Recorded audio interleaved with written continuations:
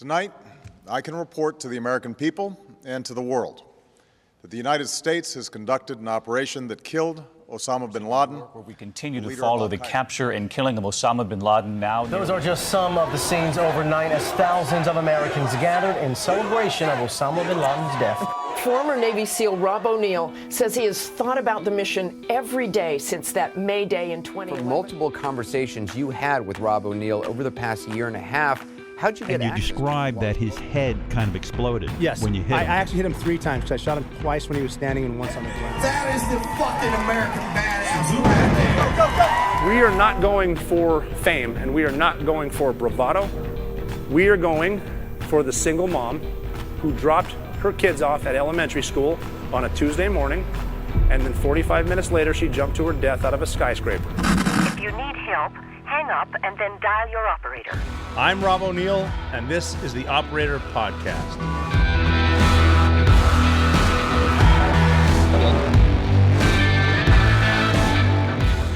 $167, that's the number here. The Operator Podcast right now. I'm your host, former SEAL Team 6 operator, Robert J. O'Neill. Easter weekend, lots going on. A little war in Iran, if you heard about it. I'm going to start saying Iran again. I've been sucked into Iran. Iran is just Iran. I'm going to say Iran, I think. I don't know. Lots to do over Easter. Lots to talk about over Easter. We seem to get hostage rescue, downed airmen, downed weapons systems officers and pilots and whatnot around the Easter holidays. Maybe we should take note of this. We had the deadline last night, 8 p.m. Eastern time, before we're going to blow up an entire civilization. That truth post from President Trump. Well, I'm going to talk about that a little bit because we are in a different time, a different place, and we do different stuff. Last week, Dude 44 was shot down, Dude being an F-15. Strike Eagle. These are badass planes, man. These are definitely been the workhorses for this war. The stealth bombers have been doing their job to take out radar systems and whatnot, anti-aircraft, and the F-15s are they're doing the shit, man. They got a heavy load. They've got speed. They've got accuracy. They can put steel down. F-15s are bad motherfuckers. They're going to fly in low. They flow beneath radar, low and slow, and a lot of the anti-aircraft stuff has been taken out. We've done it before. We do it all over the place, and we do own the air. However, you've got shoulder transported anti-aircraft missiles. I believe Iran has some that the Chinese reversed engineered some Russian shit, but we're fighting the Russians and the Chinese technology there, as well as whatever Iran could come up with, drones and whatnot. They have vehicle-borne anti-aircraft weapons as well. And you got to figure, this is a big fucking country, man. A lot goes on, and when we do straight air campaigns, we dominate. But when you start getting into who's the jihadi on the ground that wants to meet the 12th Imam? Who wants to die? Because if you go out there shooting at these aircraft, we have so much technology now. We had it back in the day when I was fighting. We have it more now. I mean, from the recovery systems, radio stuff the pilots use, to the stealth stuff, to the stuff. I mean, there's a video of me explaining what a CQB operator's thinking during CQB. That's not classified. The shit that these pilots in the Air Force are doing, good Lord. That I'm not even going to attempt to explain it because I don't want to do it wrong and I don't want to insult anyone who's smart. So, a lot of good technology we own tonight, but there are people out there, big countries. In Iraq, every Iraq war that we seem to go to, because after the 1913, we start going to wars and numbering them. But we dominate the air. We always do. It's when we get involved on the ground with trying to build stuff. But there are the contingencies, and jets got shot down, so we need to recover them. Now, and keep in mind too, this is what I have learned from calling people, and I did go to DC to talk to members and senators and stuff like that. I'm trying to get the word, and I'm trying to do it in the right way. And the reason that I do this is I want to get the information that you should know. And and tell it to you the way that I think it went down. No, I never want to endanger anyone or give away tactics, and especially something like this, because I mean, even when Dude 44, so once they ejected, you've got a pilot and a weapons systems officer. They call him a WISO, WSO, kind of like Nisro, Navy SEAL Rob O'Neill, Nisro. No big deal. Got to make it about me. But once they eject, they become Dude 44 Alpha, Dude 44 Bravo. That's their call signs on the ground. If you get Alpha Bravo, Dude 44, it means F-15 Dude is on the ground. There's two of them. They grab the first pilot, Dude 44 Alpha first, and then Bravo, the Wizzo, was hurt on ejection. Now, you can get hurt on ejection. This is something I've never done either. I've landed on an aircraft carrier before in not a rotary wing. No, in an airplane, not a jet, and that was pretty cool. But ejecting, I've never done, and I'm assuming that's something, because you got to figure those are around the canopy again. And if you're an airman out there, and I'm saying this wrong, do tell me. I went to I'm not bragging. I went to aircrew survival equipment training in Millington, Tennessee, in 1996 after I graduated boot camp from the world's finest Navy, and at that school, there was also, it was like an airman school, PR is what we call, but there was AOs, I think. Aviation, whatever the shits. Navy guys that do the, PRs do the parachutes, and then the other guys do the explosions. And everything's an explosion when you're ejecting, so the canopy blows off, it blows you out, fires some stuff out your ass, canopy, the parachute, all that good shit. You're going to get hurt. And then pilots are cool, too. I don't know if you've ever heard me. A lot of my speeches leak, so you can get them online. I always make it a point to mention pilots, because they are the masters of compartmentalization of fear and of anxiety and of panic. They are really, really good at calming you down, and you probably don't even notice it because you're just too busy making fun of the monotone voice that they use when they're talking, obviously because of weather up here at 38,000 feet. They're doing that to calm you the fuck down. They're up there working their balls off, but getting you panicked in the plane's not going to do anything. Like that funny meme, have you seen the one where it said a passenger airliner can just eject like the entire body of the aircraft and the pilots live? Like if there's a contingency, it's like there was a cartoon about that, and it shows the entire plane falling off, and like the pilot saying, "Yeet, y'all can get fucked." Not real, I don't think, as far as I know. Again, they wouldn't tell us that too, because why the hell would they? But pilots are very calm.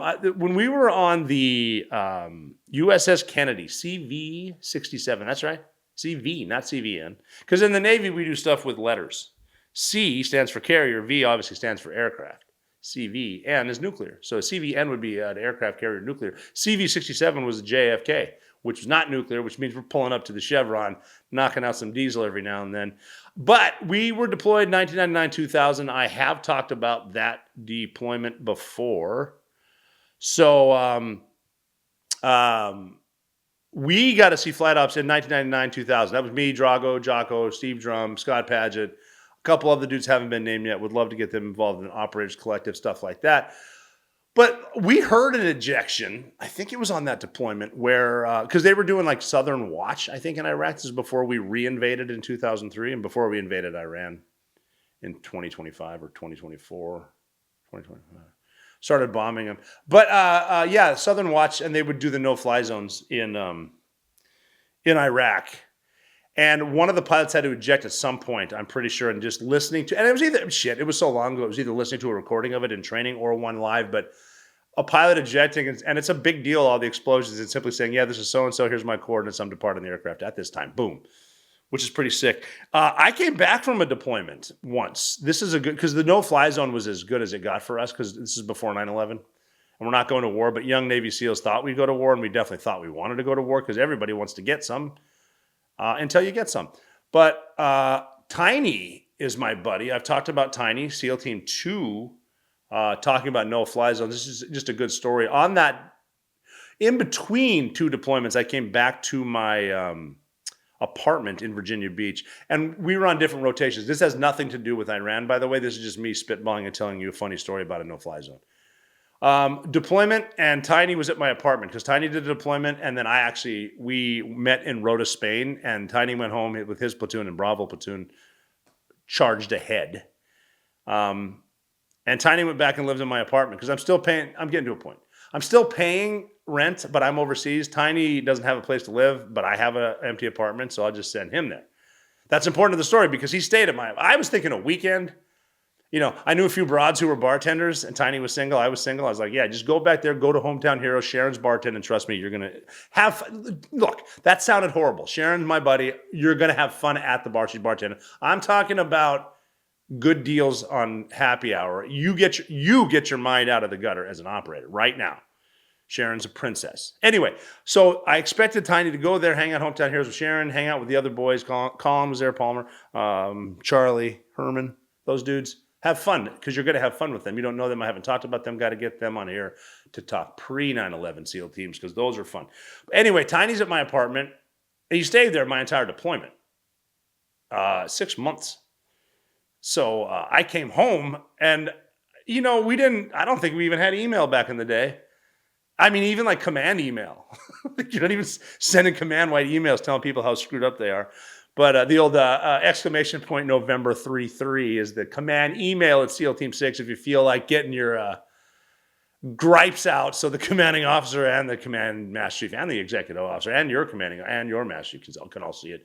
You can do that. Don't recommend it, especially when you're pissed. Anyway, so didn't talk to Tiny. Unaware he was still at my apartment on the second floor at, I forget the name of the place, but it was right across the parking lot from Hoopla's. I'm going to need your help as an operator here. Have I mentioned Hoopla's in any podcast before? If not, we have stories, and I'd love to share them with you as an operator again. So I came back home to my apartment on the second floor. From deployment, I'm happy. Now, I'm single, so I'm going to go to Montana, hang out with my buddies, but I'm going to stay in Virginia Beach for a couple of days, get the gear ready, ships back. It was a MARG, USS Austin. I know I'm bouncing around ships. We get back. I go up to my apartment. The door's wide open. Okay, that's weird. Didn't know Tiny was there. That makes sense. But the door's wide open. Did he not lock it up on the 3-day weekend he stayed at my house? Don't know. So I go inside, and there is beer cans and beer bottles everywhere. And a couple of the right and tights over there. Someone might have been doing some Jaeger, some JBs at the old house. But I walk in, and then I noticed as I was walking up in the small yard, there were dead birds in the lawn. And this is an apartment building, so it could have been anybody. And then I go out on my balcony, and I look down, and the dead birds are conveniently located right below my balcony. I'm like, something odd is going on here. There's beer cans everywhere. Tiny comes running out. He's got no shirt on, mountain of a man. So he's carrying probably a solid 5-foot-long blowgun. And I look at him. He looks at me, and he goes, ooh. So here's why I discovered Tiny was at my apartment for 6 months, drinking all the beer, and I'm assuming he bought more. And I said, Tiny, what are you doing? And he looked at all the dead birds outside and goes, I'm just enforcing the no-fly zone. So he's shooting birds at my house. That's the no-fly zone thing. So that was that. So the point I was getting at is that pilots go through a lot of shit when they eject. The no-fly zone was one thing, so we heard that. Now, getting back to Iran. See, I did it again. We get back to Iran. Bird gets hit, and then they rescue Dude 44 Alpha after a few hours. But like I said, there are people on the ground too. When we see stuff here, we are thinking about how we bombed it. They're all gone. They're not all gone. And there are serious fighters that do believe in their cause because nobody thinks they're the bad guy. And they will fight to the death, and a lot of them did, because when we start to try to rescue, it's going to get bad for them. We're going to fight. But the word I got is Dude 44 Bravo, because they were separated, made his way after being injured to about 7,000 feet. AGL, which is MSL, mean sea level. So he went up a mountain. AGL is above ground level. I don't want to get into that right now. It's as simple as it sounds. Above ground level means that's how high you are above the ground. Mean sea level, that's how high you are above the sea. Important as a jump master, you know the difference. Important as a pilot, you know the difference. Because you might be above the sea, but you can still crash into a mountain because that's ground level. Above ground, ground could be 7,000 feet. So just adjust your little World War II jumping into Normandy altimeter, if you will. But yeah, so the second guy's missing, and there's a lot of verbiage and whatnot out there about what went down, and I don't want to get into it, but when you do eject, there should be a radio that immediately starts telling people about your signal, where you are, and you can transmit. You need to be very careful because of electronic warfare. Other people are going to be listening to you, and you need to realize, be smart enough to know that's automatically sending a signal down to your heartbeat to people who are going to rescue you. So your job now, as a down pilot, as a down Wizzo, is to get to high ground and avoid the enemy at all costs. Don't know what's going to happen if you get grabbed by the Republican Guard or by militias. Anything can happen. I'm going to, as an operator, I'm going to stick with I don't care to find out. It can work out well. It can work out differently. We saw what happened with Marcus Luttrell and Lone Survivor. And those accounts. Sometimes the locals can like you. Sometimes they can fucking skin you alive. A rule that I used to do, I've only thought about it once, was when I got into a border bombing with Pakistan. And my first Silver Star mission was when we were bombing them. As the Pakistani military and Chechens were getting closer, Al Qaeda, I remember thinking, this is going to end one of two ways: we're going to win or we're going to die. But you are at a point now where you need to count bullets because you want to keep one, and you could probably figure out why you need to keep one, because you don't want to be in the orange jumpsuit. But could happen, could not happen. You never know. You might get. I mean, it could be in your head. These are locals, and these are not. I almost said not Muslims, and I meant militant Islamists, I guess, that the regime is, that took over 47 years ago. They might be just local Persians, because Iran's not a Muslim country. And I mean, Egypt wasn't a Muslim country, and neither was Yemen, and neither was Iraq. These are all Christian countries. Well, not Iran, it was something else. But the Muslims came in, if you can imagine, and by the sword started killing a bunch of fuckers. Now they're in charge. So you don't want to get rolled up by them, but you could be rolled up by some Persians. That could be good. I don't want to find out. So he went high. We had A-10s. We had the A-10s up there, and we had drones were up there, F-35s looking for them. One A-10 got hit in one. An A-10 is a flying gun that the Army took a big Gatling gun to the Air Force and said, make this fly. So I think the gun's about as long as the A-10 actually, and then you put a pilot up front in like a titanium tub, vastly armored, just badass planes. It got hit with a surface-to-air missile in one of the engines and had to go ditch over the ocean, the Persian Gulf. And again, too, the Persian Gulf is a funny one because you can say Persian Gulf or Arabian Gulf depending on who you're pissed at. Because Iraq, Iran, Arabs, Persians.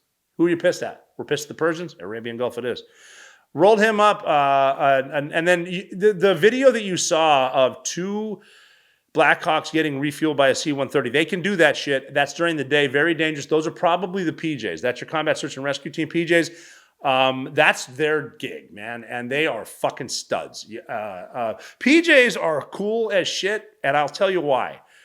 Because they're badass, okay? These are operators, so they do CQB, they do the military operations, urban terrain, they do all the bullshit. They're black belts in rope, high-angle rescue, all kinds of paramedic shit, medics, fighters, fucking good-looking dudes. PJs. Remember that. The hair. DeLigio. I'm looking right at you, dude. Yeah. Took DeLigio to Butte, Montana. He wrecked that place. I'm kidding. We had a good time. No, the hair, the good looks, studs. They went in, and they're taking fire the whole way, too. I've heard some of the birds did get hit and people on board getting injured. They're going to go back after the Wizzo, Dude 44 Bravo with the Gorilla package, which means 2 C-130s. We're going to put guys inside. This is where it gets really interesting because in the C-130s, I know Little Birds are involved. I know 60s are involved. I know DAPs are involved, direct air penetrators. A DAP is a modified Black Hawk that has fucking Gatling guns and missiles, not missiles, but rockets on it. And they are going to fight it out. Just insane. Did they come in on the C-130s? I don't know, but I know SEAL Team 6 was there, and I know Delta was there. Hard to get word on what it is, but dudes rolling in on Little Birds. Now, Little Bird has a bench on the outside. A lot of you probably know this, but you sit on the end, and you roll in, and you're going into a gunfight. And you're going in on Blackhawks into a gunfight to rescue someone. This is just awesome. This is what you should want to do. If you are potentially offered this mission, and as an operator, you don't do it, there's something wrong with you. You need to get on that bird and get in the fight. That's what we're here for. That's the feeling when you're going to get it on. And I would love to have been there, but I wasn't anyway. The guys were. Here's what I know. Okay, stop what you're doing. we used to work a lot in the mountains, in the cold, in the hot, in the jungle. And it seems to me, people who are not in the know always screw up their feet. When it's cold outside, feet seem to be freezing. When it warms up, you got a sauna in your socks. And stuff that I found, synthetic fiber, cotton, even wool, regular socks, they never work. They don't live up to their promises. They bind up, even if you're wearing them with friggin' slippers. But get a load of this. Premium alpaca socks from Hollow Socks. I've got them right here. I absolutely love them. Ultra soft baby alpaca fiber, thermal regulating, moisture managing, durable, no itch kit. Some of these are built for daily warm and real boots. How is it legal comfort level? I'm telling you, these alpaca. I mean, can you imagine wearing alpaca on your feet? I mean, this is like just. You can't even describe the love that's going on in your feet. And Hollow Socks, they don't just make one kind of sock. They've built for every style, for every adventure. Different types, all wonderful feel for a limited time. Go get these socks. For a limited time, Hollow Socks is having a buy two, get two free sale. Head to hollowsocks.com. HOLLOWSOCKS.com. Hollowsocks.com. Check it out. Hollowsocks.com, up to 50% off your order. And after the purchase, tell them the operator sent you because you need alpaca on your feet. Hollowsocks.com. Get there. I know that they took in two C-130s and landed. I mean, they got a makeshift airfield, which is like an agricultural place. They used to fly crop dusters and whatnot because they have them there. And so they hard pointed that, flew in the C-130s, and then got whatever they needed out. Now, why would they take C-130s in there? I mean, is it because they needed more ass, more stuff? Probably. I mean, these dudes are rolling with technology that yeah. But they go in there. We're talking balls 10, like 12:10 Easter Sunday a.m. 000. No, just 0010. And insert land stuff there. The word I'm getting is they got to the pilot, but they had to get up to the high ground. And there was a gunfight the way in, a gunfight there, and a gunfight on the way out, which is cool because you do have air support. And that, I mean, here's where more Air Force guys kick ass, because if SEAL Team 6 and Delta was there, they brought in guys called combat controllers, CCT. I've mentioned them before. I've done an episode on John Chapman, who was a CCT guy with Red Squadron. Roberts Ridge. We will revisit that again as that's a story that needs to be told forever. But the CCT guys are the ultimate silent professionals, the most deadly single person on the ground, and that's because they carry the weight of the United States Air Force with them. We give the Air Force a lot of shit. I did it earlier with the hair and the looks. We call them the chair force sometimes, or say, because they've got a really good budget, and the Navy spends a lot of money on ships. The Army spends a lot of money on A-10s and tanks, and we just don't give the Marines money. But the Air Force gets money. They spend it on their troops, so they have really good jobs, really good living. But they will fuck people up for you on your behalf. So when an Air Force guy is in control of people like Dude, 4-4 or whatever, they can rain hell on you, and they always do. So if I'm in a gunfight, I have the air penetrators, the 60s with the rockets and the Gatling guns. It's going to be a good fight. So if you get a CCT guy, the high ground, he can basically get out his coffee and his sleeping bag and start dropping bombs. They've done it. I've seen it. Anyway, they're dropping bombs. Dudes are in a fight. And at this point too, man, because I'm assuming some of the dudes on the ground didn't get some in Iraq and Afghanistan. Maybe they did. SEAL Team 6 guys are probably getting some around the world, but not everyone's getting killed. So they're in the gunfight. And bring your long uppers or bring your fucking sniper rifles, because you're taking shots and you're getting kills. And we didn't really even invade Iran. So I'm thinking, as a shooter's point of view, it is fucking on the ground. Get me on the ground. Nothing but excitement for the hostage rescue team on the way in. But the two C-130s, what are they bringing? I was thinking, what a perfect opportunity to grab some of that uranium we've been hearing so much about, the enriched uranium. Tier 1 units can do that. Not getting into that, too, because we're touching on classified shit. But C-130s in there, but they did have to blow them up. And you'll hear people say, yeah, they threw a haversack of C4 inside the C. I doubt it. I doubt anyone from Delta or SEAL Team 6 carried a haversack.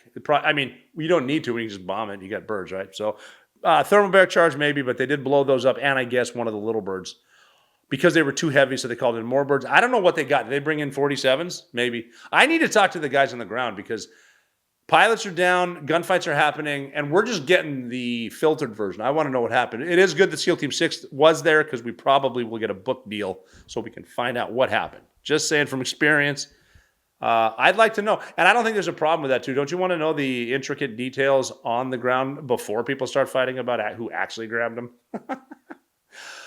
Oh, I'm serious. So jealousy's a motherfucker. But yeah, the rescue was awesome, and then we had the deadline. So the deadline was last night. Donald Trump sent out some truth socials that I don't know if you've seen them or not, and not a lot of people are on Truth Social. I do get on Truth, but I don't care for it that much. It's just not that exciting. For me, social media needs to be like fun, like the Insty Poo Poo I like because blah, blah, blah. I've always done it, and I'm a lazy son of a bitch, I guess. But like Twitter is just tongue-in-cheek and see how many clicks you can get, how much ridiculous shit you can say. But Truth, I never truly got into Truth Social. It just doesn't, I don't know. But the stuff the President of the United States was sending out, just a little bit, I'm going to read one to you now because Donald Trump likes to send a lot of stuff out. I'm scrolling through it right now, and as the time that we release this, it will be different. It was essentially just saying we're going to destroy an entire civilization. He said something about destroying a civilization, something about praise be to Allah and stuff like that. And that's what Donald Trump does. Now, does the commander-in-chief need to be doing that? No, I think as a commander-in-chief it's probably inappropriate. But this is not a normal commander-in-chief. And that's not just because he's a billionaire that didn't need to do it, that's actually acting on the best behalf of the entire Western civilization. He's a really successful dude that they tried to kill a few times. They being the deep state, don't bullshit yourself. He's angry. They fucked him on his the second election that he did win, and then he had to run for a third, and then said assassination attempts, and then just the brutality against he and his family. So whatever, fuck it. He says some shit. Get over it. I mean, he's not a typical politician. I don't want that. Gas is going to be cheaper this summer. Fucking get over it. He said some rude shit. Who gives a shit? I mean, okay, is it rude to say stuff and then potentially say something bad about Islam? Who gives a shit? Whatever. We're bombing them. I think bombing's a little more fuck you than saying something about praise be to Allah. Again, necessary? Not really. Do I give a shit? No. No, I don't care. So that's that. He said a couple things, and now there's a ceasefire. This is exactly what he does. He tells you he's going to take Greenland by force, and then he says, okay. And gets the liberals all spun out from God knows where. Jesus. The liberals are tough because they don't, and I'm talking about, okay, to be clear, I'm not talking about liberals who like yak. There's a difference, I talk about this, between liberals and the crazy leftists, the communists, the Marxists, the fascists. Big time. But the liberals, but I'm talking straight up. Now I'm talking directly about Democrats in Washington, D.C. This is who I'm talking about. Other than John Fetterman, Democrats do not want the war in Iran to go well. They want us to lose. Seriously, because of the midterm elections. This is 100% political for Democrats. Hey, Butte, Montana, I am talking to you. You have better values than the Democrats in Washington, D.C. You're not a fucking Democrat. I've been trying to beat that through your head.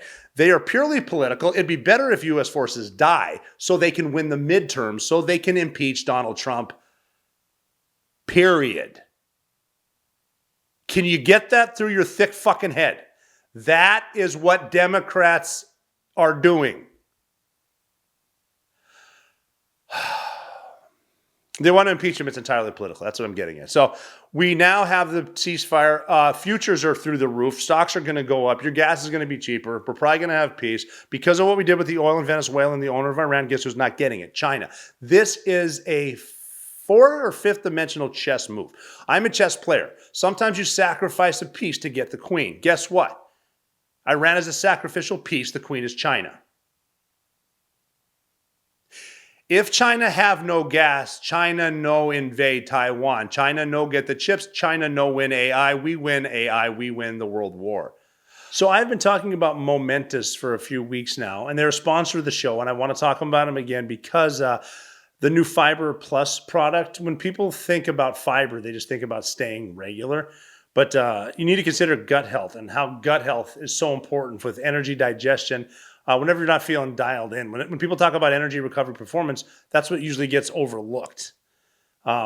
They jump to training or protein or supplements when they're talking about recovery. But the one thing that's most overlooked, like I said, is your gut health. Most people think fiber is just about being regular when it's actually a major role in stability, recovery, and your focus, your overall performance. And that's where Momentous Fiber Plus comes in, because it addresses one of the most overlooked foundations of long-term performance, and that is your gut health. That helps everything. Gut health is everything from your focus down to your breath.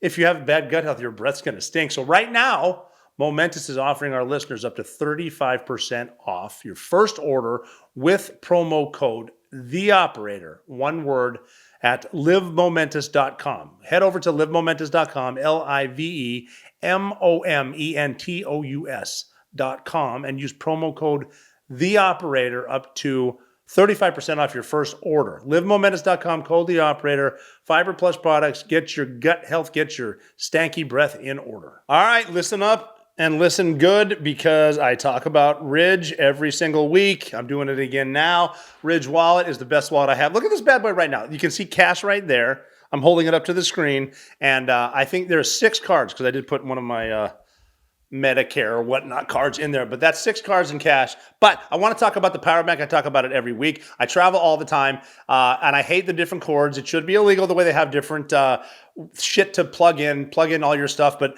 right here, the 5-in-1 power bank from Ridge. We have AI robots. Why can't we get one charger? Well, we have it right now, and it has a little kick-ass stand for when you're doing your Zoom calls or whatnot, because we used to have Skype, but we don't anymore. But wireless charging, Apple Watch charger, Lightning, USB-C, every way you need to charge one premium device. There's no more juggling the crap. You put your thing down, it magnetizes to the back of your phone. It sticks there. MagSafe, compatible wireless charger. You keep it everywhere. Keep all your stuff charged. You don't need to worry about, I go to hotels, I don't need to worry about do I have the right cord. I have this bad boy right here hooked to my phone. I got my Ridge wallet.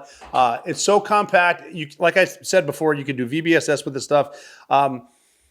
Everything that you need right here. One thing to pack, 5 ways to power. You can find Ridge's power bank.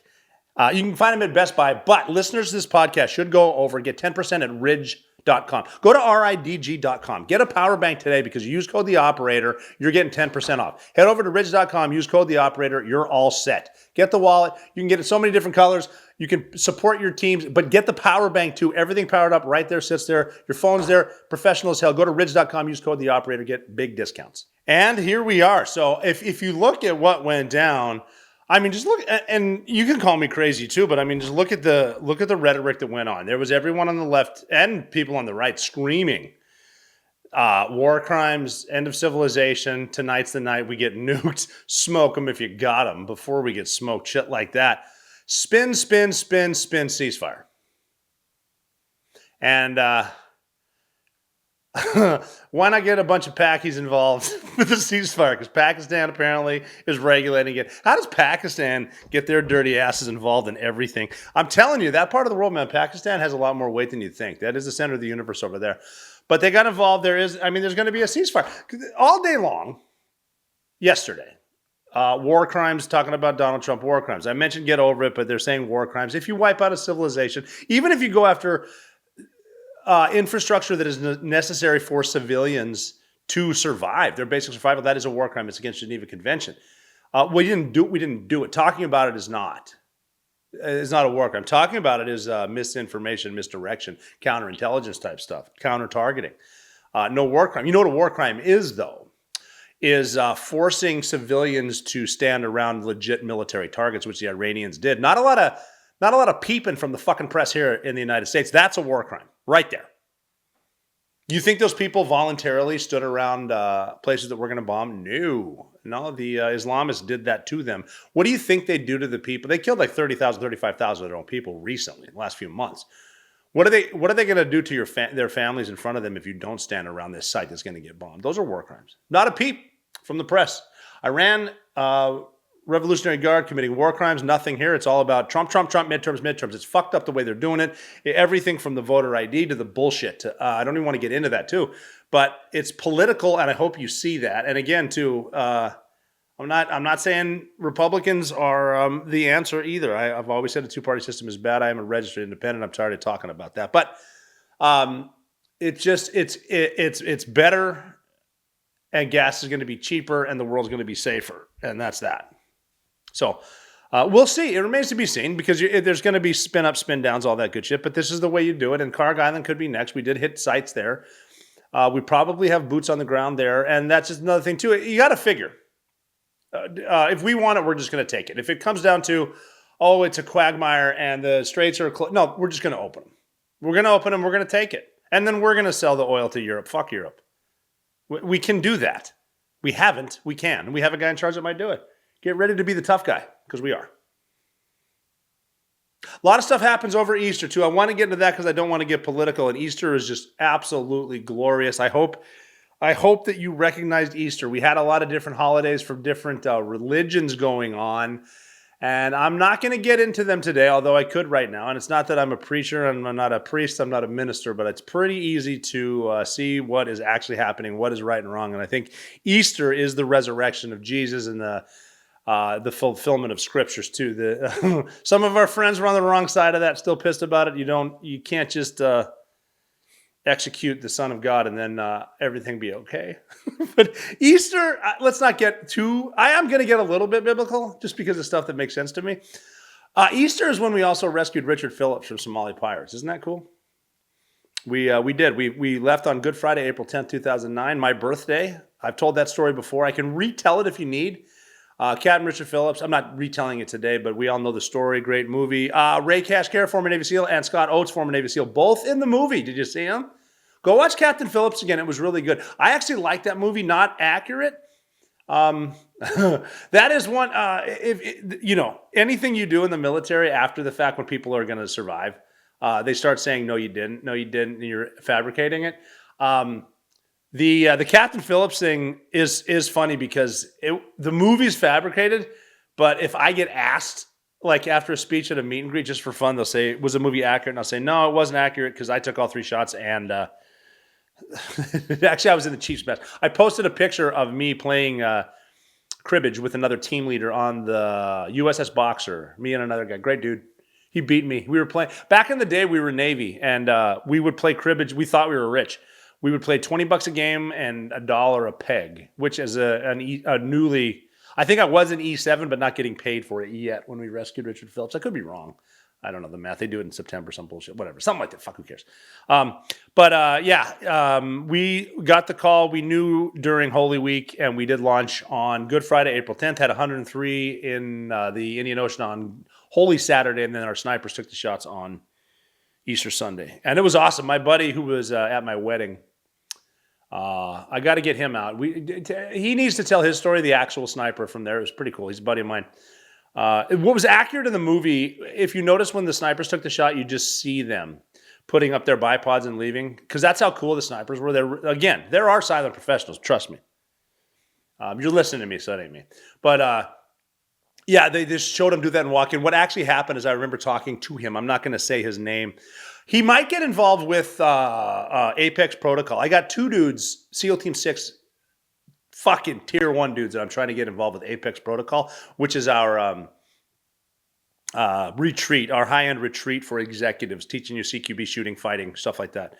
I want to get them involved. They might, which would be good. But what actually happened is after the shots, this is 2 years before Bin Laden, I remember saying to him, you just took the most important shots in SEAL Team history. And his response was, cool, can we go home?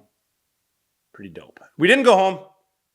We went to Oman. We went to Doha. No, not Oman. We went to Qatar. Doha, Qatar. Sorry. For a little R&R. That's some fucked up stories right there. I should get into that. We were really good at the contingency for rescuing hostages at sea. We weren't good at how do we get the assault force back. So we got processed. Our IDs were given basically to Al-Qaeda. Everyone on the assault team. So you and whenever I hear someone say, yeah, you're not going by the ethos or OPSEC, okay. They have our socials. So whatever.